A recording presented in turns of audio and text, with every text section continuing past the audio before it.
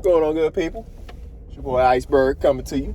Happy Monday morning. Hopefully you're up and at it. I know you can't see me very well because, well, we're getting to that time of the year where it's a little bit darker in the mornings. I like to come to y'all in the morning on my way to work, give y'all a quick morning message. Hopefully something you can do something with and throughout the day. Hopefully you got something planned this weekend. You look at, I dropped a video yesterday evening about a planter box that I've been building out in my back area, my back deck area. Got that completed. Got some soil in it. Hopefully you can jump over and check that out. I actually have some music in it by one of my homies. He just dropped the album this past week. Homie Kyron Scott, album Polaroid. Make sure y'all check that out on all the different streaming services. I got the links in the video from last night as well. The video is called L-shaped planter box. So if you go check that video out, there's music in the video. In the description has the links to listen to that album. It's a quick listen, adult contemporary hip hop. You can listen to it with your kids. It has messages in it. Don't have curse words in it. So like I said, you can turn it on at any point in time. It has a message to it, and it's not anything where you can't listen to it at work or anything like that with cursing. It's all good with that. We got kids out. School's starting already. Kids out waiting for the bus. Man. But yeah, make sure y'all get over there, check that out. Make sure y'all check out his album on all different streaming platforms. It's a quick listen. I think it's about 20 minutes or so. So 6 tracks, quick listen. You can listen to that on your way to work or at work, whatever. But hopefully you were taking some action this weekend to prepare you and your family for the upcoming season. We're at the end of August, about to be September. For some companies, that's the end of the year. The end of September is the end of the fiscal year for some organizations, like the government and some others that follow that same fiscal year structure. If you don't know what a fiscal year is, it's basically your regular calendar year is January to December. Well, companies that follow a fiscal year cycle and they set it up differently than the calendar year, only thing they're doing is shifting the dates of the year.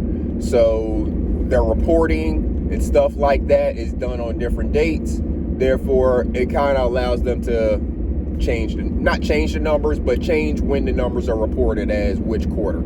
So, organization that operates in a fiscal year that ends September 30th, right now they're in the last month of their year as far as their finances and all of that stuff is concerned. They're at the end of quarter 4. So they're doing all of the things that organizations have to do to prepare for their year end. It's the last month of the year for them. They're finishing up whatever they have in their budget. They're checking their inventories, all of that stuff that you do to finish a year.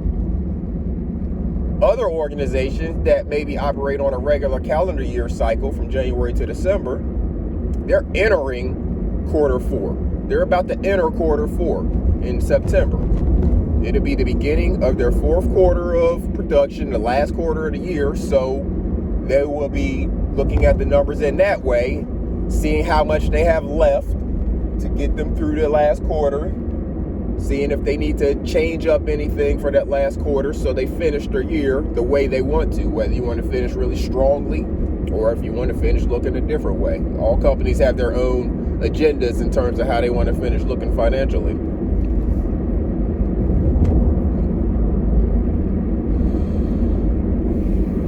So, with all of the companies either about to finish their year or going into their final quarter and wrapping up their year, all of them are kind of thinking about, what they have left in the year, what they have left to get them through the year, if they're going to need to change up any of their budgeting, shift funds around, shift resources around, anything like that. So everybody gets through the year looking the way they want them to look. My question is, what are you doing for your household to finish out the year? Whether you operate on a fiscal year that goes to the end of this September, or if you operate on a calendar year that goes to the end of December, what are you doing to prepare your household for the end of this year? The year end is coming for you too. With the year end comes things, colder weather, hurricane season. We're in the hurricane season. There's already some down there in the tropics brewing.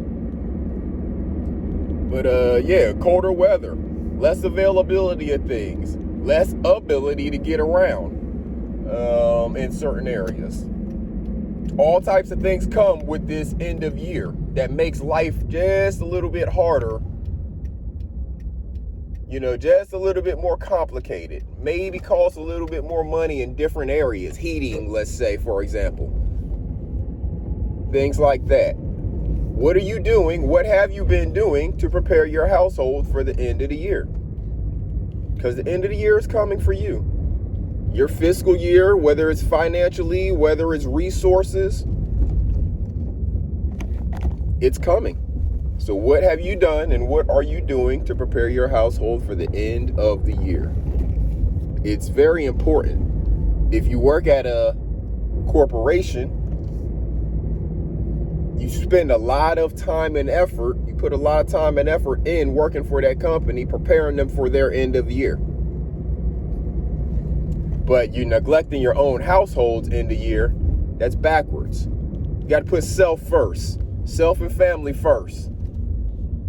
The job is maybe second, but maybe not even second. Your self, family, all of that's supposed to come first. You're supposed to pay yourself first, right? So, got to make sure that your household is prepared for the end of this year. Fiscal year, calendar year, however you want to look at it. That means storing up. You see people who have fireplaces to keep their houses warm. They getting ready to start getting them wood piles stored up. If they haven't done it already, they about to start getting them wood piles so they can stay warm throughout the winter, because it's about survival. You will freeze to death in certain situations if you don't have insulation and heating. So they taking care of their well-being, their household, their family, because it's a survival. The same thing can be said for you in certain instances. You may not have to think about it for heat right now, but you may have to think about it for food, water. They still have the water shortage in California. That's not just going to fill back up, real quickly. So, what are you doing to prepare your household and your family for the end of this year? Are you prepared? Are you taking some more action to get yourself prepared? Or are you sitting around and you're going to depend on the government and other people to take care of you? It's not the way to go. That help's not always going to be there. As you saw, it wasn't there really for you a whole lot in these last couple of years. And it's probably going to get worse and worse as we see our government kind of having less credibility, let's say. So make sure you're taking care of you and your family. Make sure that you are taking action for you and your family first. That you pay yourself first. That all of these things that you're doing for your job, that you're doing for your family as well. And actually more. You're doing it more for your family. Because as long as you're taking care of your food, shelter, and security, you should be all right.